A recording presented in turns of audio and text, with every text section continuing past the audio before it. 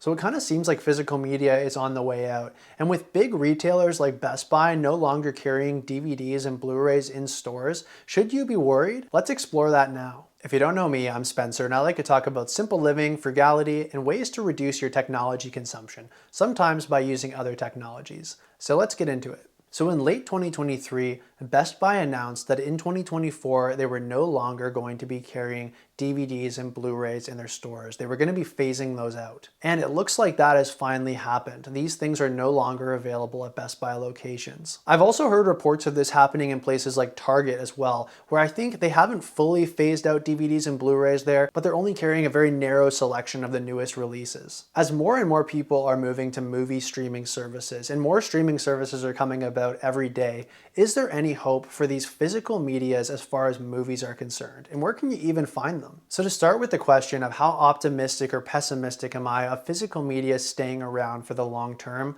I guess I'm somewhere in the middle. I mean, I think there's always going to be a cottage type industry for certain physical releases of different types of media, but I'm not sure in the case of movies so much, just because of the fact that studios have so much control over the distribution, and often what they're choosing is something like streaming services for their main release. Many new movie releases don't play in movie theaters anymore. They go straight to streaming platforms. So I don't know if there's going to be much hope for these physical releases in the future as streaming is more and more prioritized. Though it's not the exact same, I will give the example of the music industry. There has been less and less productions of CDs every year, and less new releases of music are even being put out on the CD medium. Meanwhile, vinyl has seen a huge resurgence. People have been looking for a more analog experience and interacting with physical media still, but in a more analog way, so vinyl has come back and more new releases are coming to vinyl. So I do wonder if we'd see something like that in the future for the physical releases in the movie industry as well. Less and less physical releases of DVDs and Blu-rays coming out, but a resurgence of older formats like VHS. I mean, I remember I used to go to Record Store Day a lot,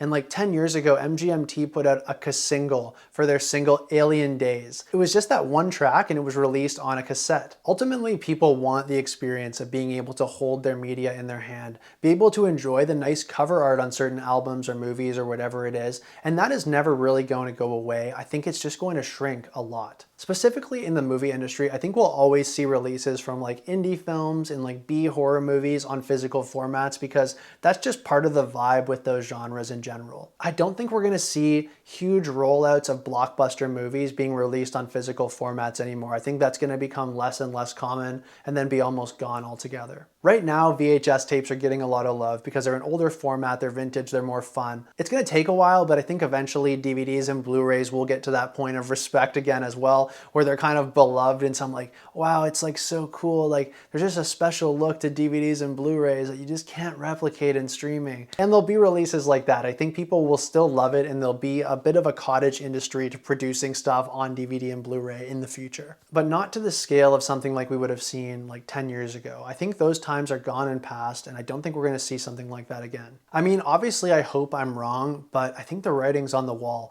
More and more stuff seems to be moving to streaming services. People aren't really even happy with streaming services anymore. They're getting worse and worse. I'm gonna have to make a video on this itself. The fact that there's adding ads to streaming services to the bottom tiers, they're charging prices that are higher now, and the stream quality isn't even that high for what you're paying. But generally, people are too apathetic to do anything about it. They just move along with the herd and continue to pay for whatever they're told to pay for. And unfortunately, streaming services is where the herd seems to be headed, whether or not that's the best thing for them. So now moving on to the places where you can still get physical DVDs and Blu-rays, whether it's new or used. Starting with number one, you can still find them at other big box retailers like Amazon or like Walmart. With Walmart, I do think it's an example similar to Target where they are phasing out more and more of the new releases, and just there's a very narrow amount of new releases which will be available to purchase there. But what they do have right now is huge bargain bins full of the most classic films, and they're really cheap. I love the show Bonanza, and I've got tons of Bonanza DVDs from there over the years.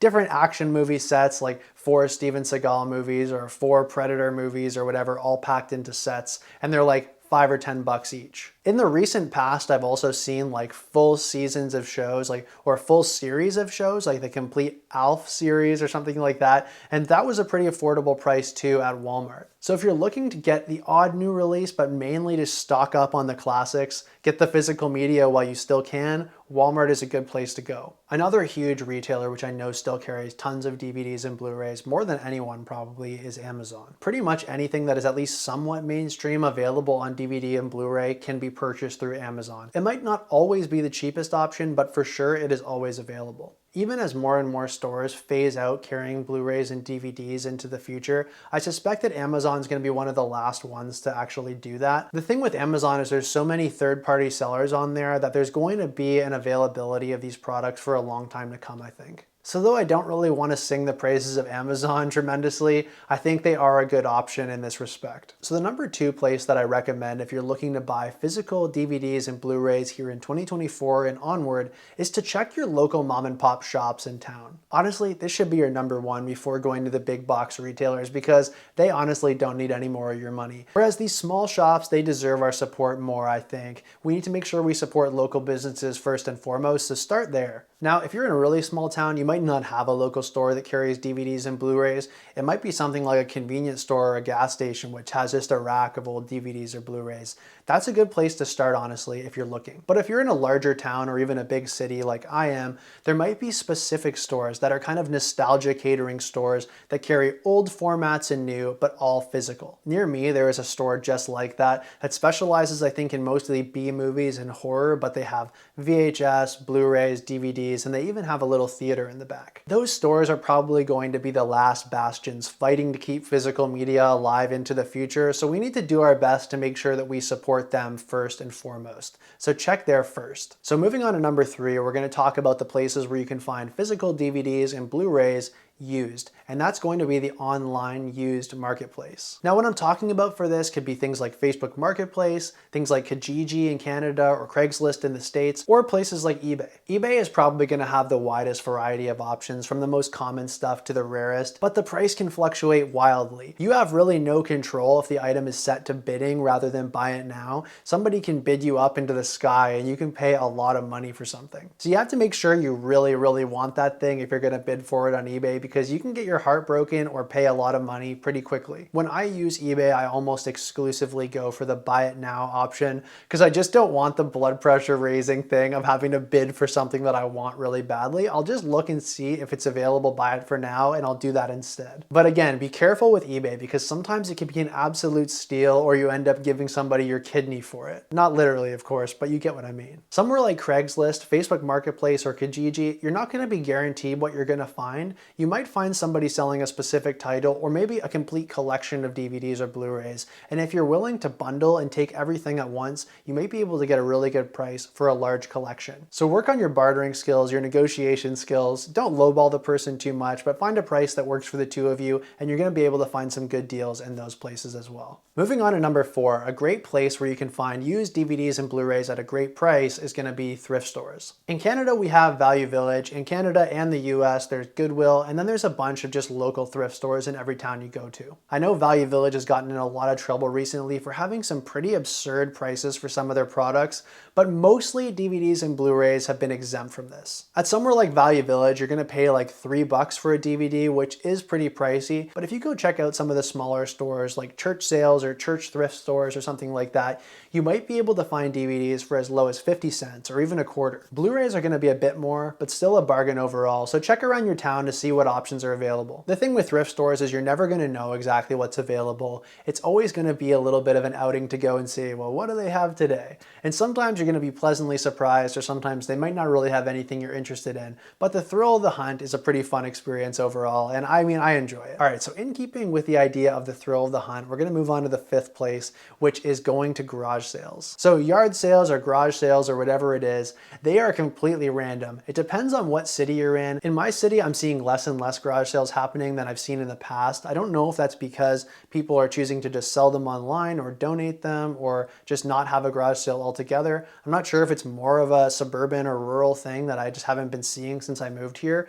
But garage sales are still a great thing if you can find them. The thing with a garage sale is you never know what people are going to have, but that is part of the fun. You never know what crazy thing you're going to come upon, and you don't know how much it's going to cost, and that's where the fun comes in. If you keep a smile on your face, haggling is a really good time. You can usually have a good time with the person you're with, you can both leave happy, and you can get a really screaming good deal sometimes. I'm not gonna lie, I like to pretend I'm on American Pickers. I at least like to think of myself as a picker. That's one of my favorite shows of all time, and I like to go from garage sale to garage sale and just try to find the best deals on vintage things, antiques, whatever it is. But there's always tons of DVDs or Blu-rays for sale, and oftentimes that's gonna be one huge box. You could pay a small price to buy each title specifically if you're just after one thing specifically, or you can try to make an offer on the bundle and take the whole box with you. If you do that, you can usually get the price down a lot lower per item, and you can walk away with a huge box of VHS tapes or DVDs or whatever it is for like 10 bucks. Again, like thrift stores, with garage sales, you're gonna have even less control over what's actually there in the inventory at this specific sale,